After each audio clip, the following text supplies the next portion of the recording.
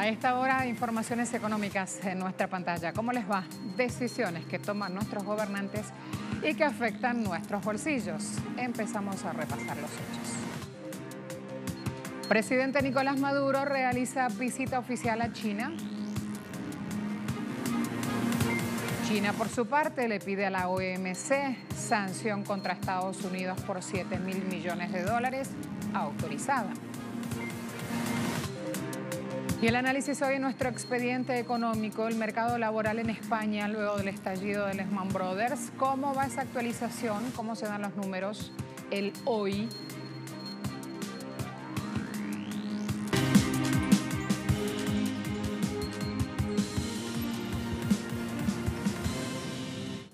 China respalda programa de recuperación económica y da la bienvenida a la visita de 4 días del presidente Nicolás Maduro al gigante asiático. En la previa de lo que será una visita estratégica y con altas expectativas, tal como la definió el jefe de Estado venezolano al momento de partir rumbo a Beijing, el portavoz de Asuntos Exteriores chino, Geng Shuang, reiteró hoy la confianza de su gobierno a la economía del país suramericano, destacando el buen funcionamiento de las relaciones bilaterales basadas en el beneficio mutuo. Recientemente, el presidente venezolano ha impulsado activamente las reformas económicas y ha habido una reacción positiva de la sociedad hacia estos. Creo que una Venezuela en constante desarrollo está en los intereses de todos. China tiene fe en que el pueblo y el gobierno venezolano podrán manejar sus asuntos internos dentro del marco legal. Venezuela es el socio estratégico integral de China, con fuertes lazos comerciales. Esta visita del presidente Maduro es beneficiosa para la confianza mutua, impulsando la empresa, expandiéndose vínculos entre los dos países y para promover el desarrollo de Venezuela. La agenda del mandatario venezolano, que finalizará el domingo a invitación del presidente Xi Jinping, tendrá como centro la firma de varios acuerdos en el marco del 16º encuentro de los comités de alto nivel China-Venezuela, que contará con la presencia de ambos jefes de Estado. Previamente, la vicepresidenta Delcy Rodríguez sostuvo una serie de encuentros con su homólogo chino, Wang Qishan, el presidente ejecutivo del Banco de Desarrollo de China, así como con el presidente de la Corporación Nacional de Petróleo del país asiático. Julio pasado, ambos países acordaban un préstamo de $5.000 millones, seguido de la firma en agosto de un convenio con la petrolera Shandong Kerui Group para aumentar la producción de crudo. La edición número 10 del Foro Ministerial para el Desarrollo en América Latina y el Caribe se realiza en Panamá desde este 12 de septiembre. Al evento asisten expertos vinculados al desarrollo sostenible y autoridades de los gobiernos de la región. Buscan debatir sobre el actual contexto económico, social y ambiental, así como estrategias para bajar las desigualdades. Este foro se extenderá hasta el 13 de septiembre, fecha en la que inicia la segunda reunión de la mesa directiva de la Conferencia Regional sobre Desarrollo Social de la Comisión Económica para América Latina y el Caribe, conocida por su sigla CEPAL.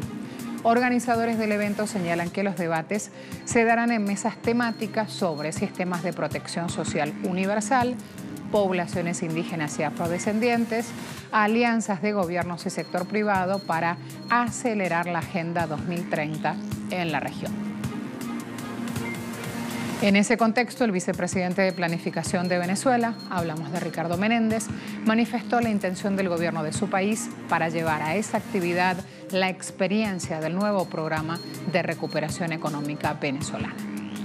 Nosotros podemos decir que el acento fundamental de ese programa que ha planteado el presidente de la República pone que no es un daño colateral lo que hay que cuidar, que no existe un daño colateral con lo humano, sino que el eje fundamental es lo humano, que el eje fundamental es la protección precisamente de nuestro pueblo. Nosotros somos un país que el próximo lunes arrancamos año escolar, que el próximo lunes empezamos, más de 7,5 millones de niños van a estar en las escuelas con útiles escolares entregados por parte del gobierno bolivariano, que estamos en este momento de gestación del programa con casi 15 millones de personas que están teniendo ayuda económica desde el punto de vista del programa de protección económica de nuestro gobierno, que estamos hablando donde tenemos el 100% de la población en edad de pensión que está pensionada, que seguimos haciendo la construcción de viviendas, es decir, que independientemente de las dificultades que se presentan desde el punto de vista económico, se ha planteado un blindaje desde el punto de vista de la protección y seguridad de nuestro pueblo.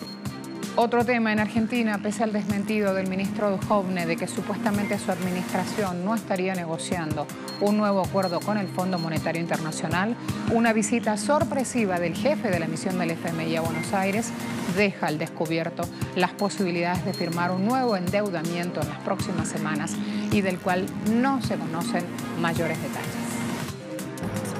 El encargado por el Fondo Monetario Internacional de revisar las cuentas y cerciorarse de primera mano de los recortes que debe aplicar el gobierno macrista como parte de las exigencias para este nuevo rescate financiero es el economista italiano Roberto Cardarelli, quien según voceros del organismo tiene el objetivo de llegar a una conclusión rápida para presentar una propuesta en los próximos días al directorio ejecutivo del FMI, que en la última visita de Duhovne a Washington se mostraron reacios a un nuevo acuerdo, tras la crisis y la volatilidad que atraviesa actualmente el país con un dólar cerca de los 40 pesos, la mayor tasa de interés del mundo y una inflación proyectada por bancos estadounidenses para 50% a finales de año. Este aparente cambio de seña del Fondo Monetario Internacional estaría motivado, según versiones de prensa, al espaldarazo que le habría dado ayer la canciller de Alemania al presidente Macri, así como el reciente telefoneo con el presidente Trump, en los cuales le habrían dado un nuevo aire de confianza ante el organismo para un nuevo crédito, pero que en las calles no goza de ningún tipo de apoyo. Sumo información, miren este titular. Revelan que la Argentina negocia con el Tesoro de los Estados Unidos una nueva convertibilidad. El director del Consejo Económico Nacional de la Casa Blanca aseguró que el Tesoro está profundamente vinculado al problema de la crisis económica y sostuvo, atención con esto, que la única forma de salir adelante es atar el peso al dólar. ¿Qué significa esto, señores? Una nueva convertibilidad, dolarizar. Esa es la propuesta que tienen desde Estados Unidos debajo del brazo para Argentina. Y en ese mismo debate sobre dolarización hay que escuchar a quienes aún la padecen, los ecuatorianos. Juan Manuel Carg está en red social Twitter subiendo este video con una explicación muy breve, muy corta y muy efectiva del presidente Correa. En 20 segundos da su visión del tema, dolarización. Conceptualmente, dolarización es un tipo de cambio fijo extremo, como convertibilidad, ¿no? Y nadie duda que un tipo de cambio fijo extremo acaba controlando la inflación, pero nada más. Pero atenta contra el crecimiento, atenta contra la generación de empleo, atenta contra la vulnerabilidad, la defensa ante las vulnerabilidades del país frente a choques externos negativos como los que tenemos este año.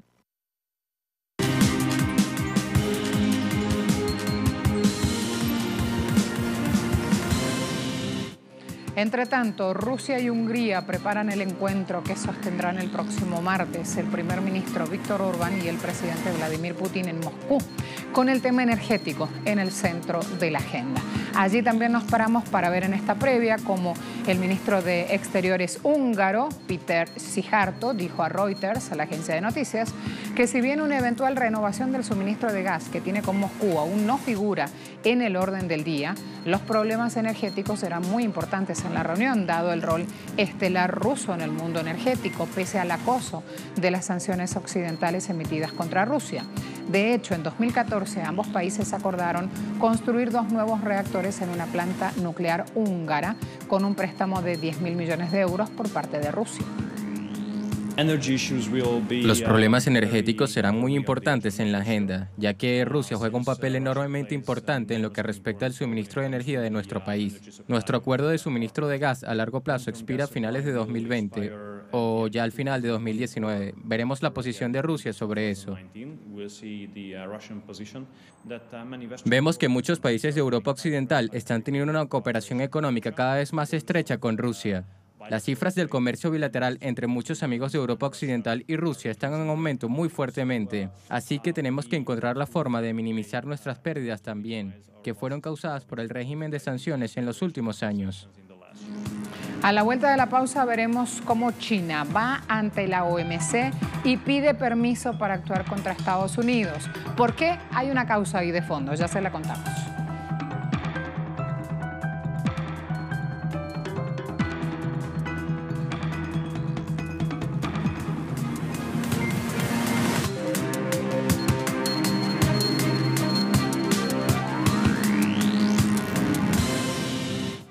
El Foro Económico Oriental realizó un foro sobre alineamiento estratégico de la Franja y la Ruta y la Unión Económica Euroasiática. Líderes de China y de Rusia firmaron la declaración conjunta sobre el tema. Los lazos entre estos actores geoeconómicos aumentaron de manera significativa en temas de transporte, infraestructura, energía, finanzas y humanidades.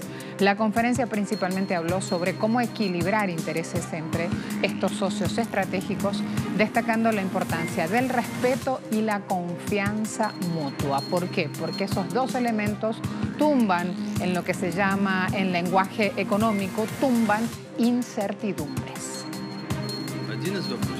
Una de las cuestiones que debe abordarse es la alineación estratégica y el modo económico de las relaciones bilaterales en términos de Rusia con China, Kazajistán con China y otros países de la Unión Económica Euroasiática y China, para que no caigamos en una competencia innecesaria y contraproducente, o desconfiando unos de otros. La iniciativa La Franja y la Ruta de China básicamente invita a algunos países a sumarse a la cooperación económica unida y mutuamente beneficiosa. Esta invitación detendrá el brote de una competencia poco saludable y constructiva. Uniones que levantan urticarias, como ven, esta particularmente Rusia y China, lleva sus beneficios tangibles esta unión para todo el continente Asia Oriental en áreas de agricultura, turismo e infraestructura. También sobre esto nos queremos detener y mostrar un poco más.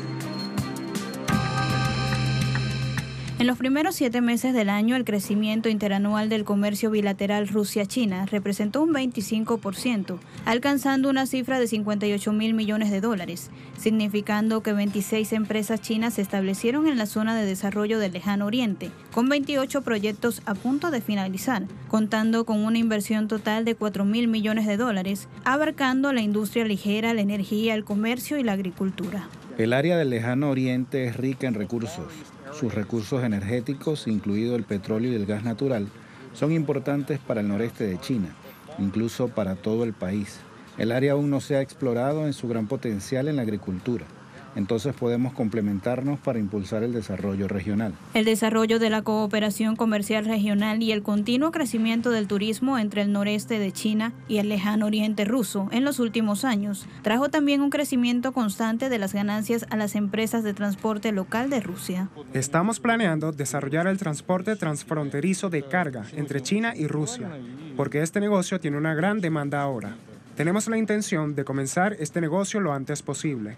Tanto Rusia como China tienen interés en la construcción de redes terrestres y marítimas transfronterizas como carreteras, puentes y ferrocarriles, beneficiando a dos naciones que le apuestan a un mundo multipolar, en el marco del relacionamiento ganar-ganar.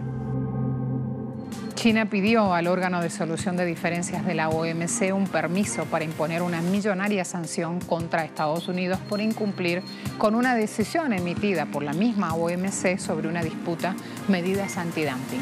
Todo comenzó en el 2013 cuando China denunció a Estados Unidos de imponer tarifas antidumping contra productos electrónicos. Allí también estaban incluidas en esa lista máquinas, metales y minerales que eran ilegales.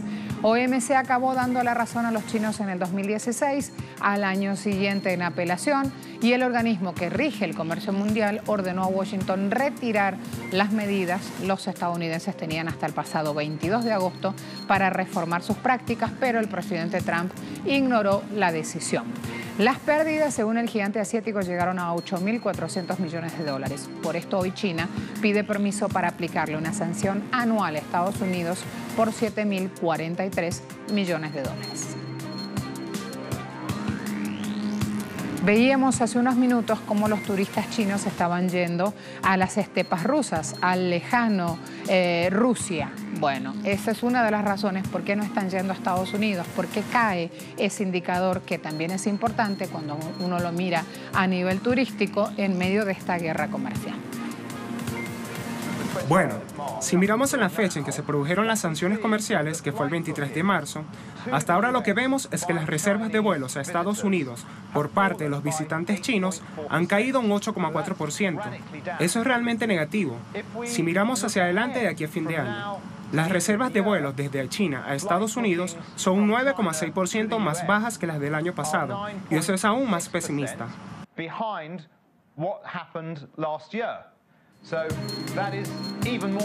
Nadie quiere perderse ese inmenso caudal de turistas chinos. Allí entonces una disputa que también está sucediéndose.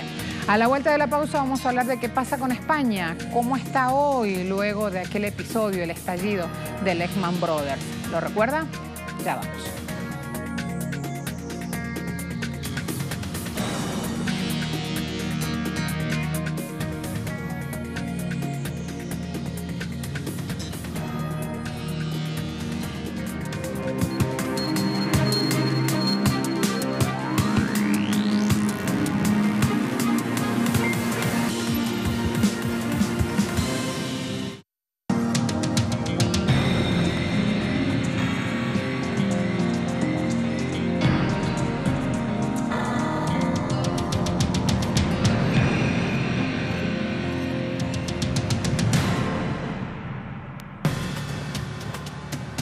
Mientras todos hablan de una noticia que estremece España, el Congreso aprobó el decreto ley que permitirá exhumar a Franco del Valle de los Caídos. Desde aquí nos vamos a enfocar en la situación económica del país. Más paro, menos salario y banca concentrada. Herencia de Lehman Brothers. Una tasa de paro superior al 15%, la bolsa un 20% más barata y un sistema financiero concentrado son algunas de las secuelas dejadas en la economía española por la quiebra hace 10 años del banco Lehman Brothers, que desencadenó, recordemos esa quiebra, la mayor crisis financiera y económica mundial desde 1929. Otras consecuencias de la asfixia del crédito a empresas y familias y el parón económico que siguió a esta debacle de Lehman Brothers ligada a las hipotecas basura estadounidenses se reflejan en el alto endeudamiento del Estado español, en los miles de desahucios ejecutados y en la concentración de la riqueza. Fíjense esta publicación, Lehman Brothers, una década después, sin protección ante una nueva crisis que volverá a pagarse con dinero público. Infolibre, que es un colectivo de investigación independiente, suma este tuit a la red social Twitter. España es el país de Europa con más contratos temporales. Ha desbancado a Polonia como líder de la Unión Europea en temporalidad con una tasa del 26,8%. La media de la Unión Europea es de 14,3%. En 2017 se firmaron 21,5 millones de contratos, de los cuales 19,5 millones eran de carácter temporal y de estos 8,1 millones tuvieron una duración inferior a un mes. Según los datos del Servicio Público de Empleo Estatal, SEPE, se trata de un récord que además reflejó un incremento del 7,6% respecto a 2016. Esta temporalidad afecta más a las mujeres que a los hombres y sobre todo a los jóvenes de 15 a 24 años. En el ámbito europeo, la tasa de contratos temporales se reduce a 12,2% en adultos con edades comprendidas entre 25 y 54 años y a 6,7% hasta la edad de jubilación. Así lo indican las estadísticas 2017 publicadas por Eurostat. El alza llega gracias al enorme incremento de los contratos temporales más precarios, los de cortísima duración, los inferiores a los 7 días. En este caso, el aumento en 2017 ha sido del 98,5% respecto a 10 años antes. Hasta noviembre, 1 de cada 4 contratos firmados han durado 7 o menos días. En lo que va de año, hasta julio, contratos de este tipo, el 86% del CEPE por sectores de actividad, sobresale también la hostelería, con un 33,6% de todos los contratos de menos de 7 días. Una de las derivadas de este aumento del número de contratos y de su corta duración, cada vez más contratos al año, mismo laboral o en otras empresas en distintos rubros. Según Comisiones Obreras, las personas asalariadas con contrato temporal en 2006 tuvieron que firmar una media de 3,6 contratos para poder trabajar durante todo ese año. 2017 la media fue de 5,6. Según la Comisión Europea, en España solo el 8% de los contratos temporales acaban convirtiendo en indefinidos al cabo de un año. En cambio, en el conjunto de la Unión Europea, esta conversión ocurre en el 24% de los eventuales. Es decir, un temporal en España tiene casi 3 veces más difícil la posibilidad de convertirse en trabajador fijo. Según cifras de Seguridad Social, la crisis ha hecho que un temporal tarde ahora unos 7,8 años en lograr el estatus de indefinido. Cuando hablamos de un temporal, hablamos de un trabajador temporal. La precariedad desborda el ámbito laboral y se proyecta en desigualdad social creciente. Por eso España figura a la cola de la disparidad social en la Unión Europea. A los trabajadores temporales hablar de la recuperación del empleo les parece todavía una broma pesada. Están cansados no solo de cobrar menos, sino también de tener más difícil el percibir una prestación cuando pierden su empleo. Se les reduce la probabilidad de recibir formación en un 18%. Tienen mayores dificultades para cumplir los requisitos de elegibilidad necesarios para acceder a los programas de protección social, pues se les pide un tiempo mínimo de empleo para ser beneficiarios de un subsidio de desempleo. Y tienen además un nivel menor de protección al término del contrato. Ante ello, la Unión General de Trabajadores de España defiende que es preciso reponer los derechos de la clase trabajadora y derogar en su totalidad la reforma laboral de 2012, porque solo ha conseguido degradar las condiciones laborales. Argumenta que es imprescindible impulsar la demanda para afianzar el crecimiento económico, para lo que es fundamental que crezcan las rentas del trabajo, desde los salarios hasta las pensiones.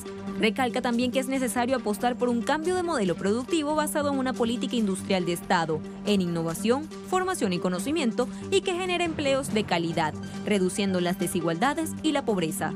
Unidos Podemos, por su parte, plantea cambiar la ley que regula el acceso y la duración de las prestaciones de desempleo en el trabajo a tiempo parcial para establecer un único sistema de cálculo que sea igual para los trabajadores a tiempo completo y a tiempo parcial.